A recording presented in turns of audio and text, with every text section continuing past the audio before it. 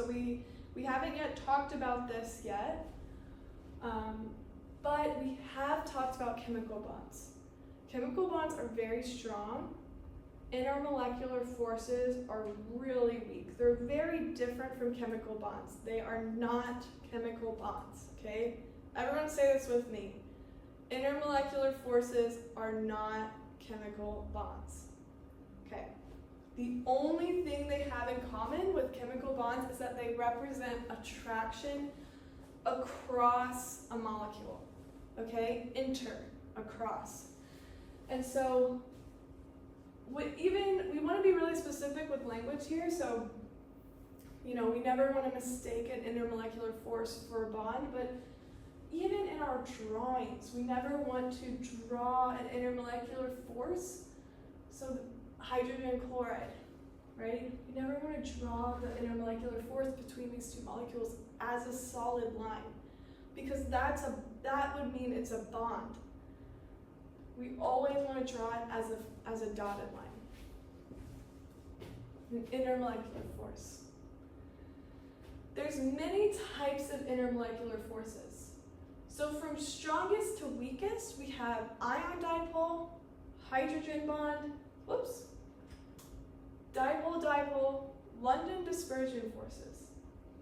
And so the differences in their strengths leads to a lot of the applications. So why is methane gas?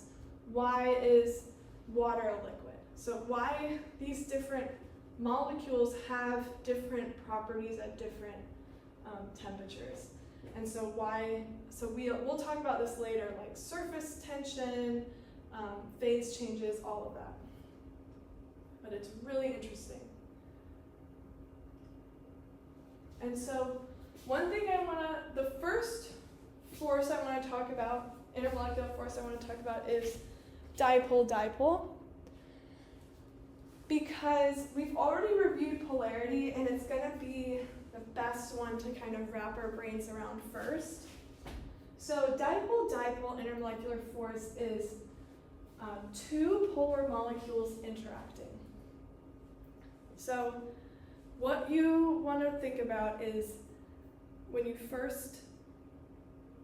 first always want to review molecular polarities. So a molecule will need polar bonds, but not just that, it will need molecular polarity.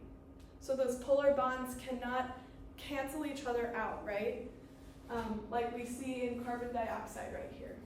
This linear geometry that's happening in carbon dioxide won't work because it's almost like a tug of war between two polar bonds that are equal in strength. Therefore, the polarity doesn't result in a dipole moment. However, if we look at hydrogen H2O right here, there is a resulting dipole moment between these two bonds because the geometry is bent, and so the bonds become additive upward. And so we have a resulting dipole moment where if there were two H2O molecules in a solution, they would have a dipole-dipole for intermolecular force between them. And so what this looks like between two molecules is, like for example, between two acetone molecules. So acetone, as a molecule, we know carbon and carbon bonded together are two nonpolar bonds. Carbon and oxygen bonded together are polar because the difference in electronegativity is strong enough, is big enough. And so carbon is going to be slightly positive, oxygen slightly negative, same down here, and then opposites attract, resulting in that intermolecular force across those two molecules. I want to stop here and say Lewis dot structures make it hard to visualize 3D structures. They're really great at helping us build like skeletons of molecular structures and helping us with octet rules, things like that. But there's other representations in always use. So this is an electrostatic potential map of acetone.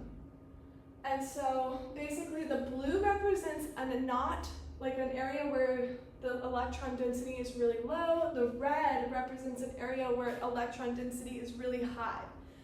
And so it's mapped onto the 3D structure of acetone, this electron density. And you can see from blue to red where the dipole moment occurs. And then if we line this up against another acetone molecule, where does the red attract to the blue, right? And so it's easier to see in an electrostatic potential map how this dipole-dipole moment is occurring, right? Whereas in the, so right here would be the CH3 molecules, you know, they're not as blue and red, they're more neutral, right? But then the carbon and the oxygen are more red and blue.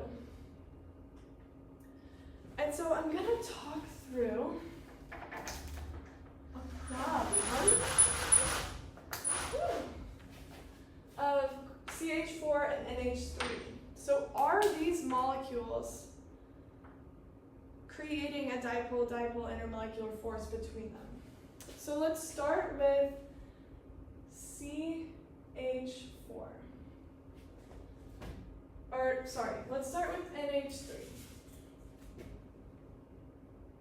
So we know NH3 has 5 electrons, and hydrogen total has 3 electrons, so the 3 hydrogens.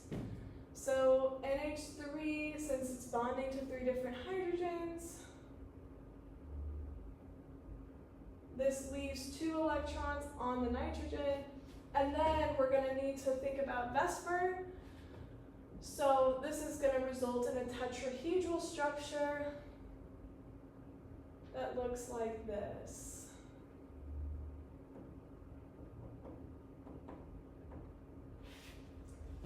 And the differences between nitrogen and hydrogen the bond is polar. So the difference in electronegativity. So these bonds are all polar, resulting in a dipole moment here that goes upwards. So these are all are additive. So this molecule is a polar molecule. Next, we're going to look at CH4. So carbon has 4 electrons. Hydrogen total has 4 electrons. If we draw the skeleton, this is what it looks like. But we look at this and we think, okay, this is tetrahedral. So we have to draw the tetrahedral VSEPR structure.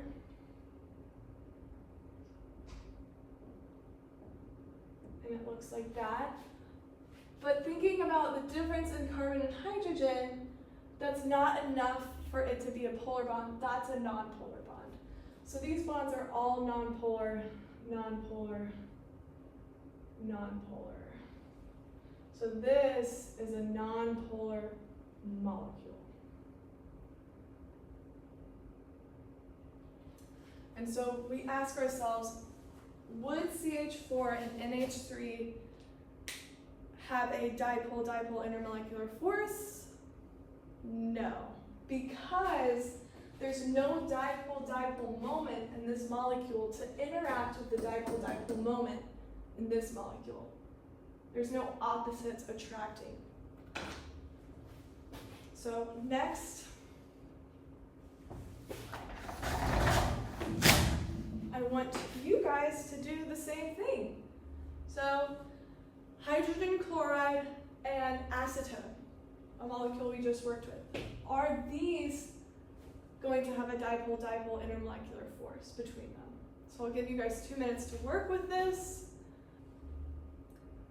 Okay, based on our submissions, I think we need another 30 seconds. Okay, great job, guys. The answers look great. So I'm not going to go over this problem because I think you guys did really well. If you have other questions, please find me after class. Just quickly, so next class we're going to go over ion dipole, the strongest force intermolecular force. But ultimately, have a great weekend. Thanks for coming.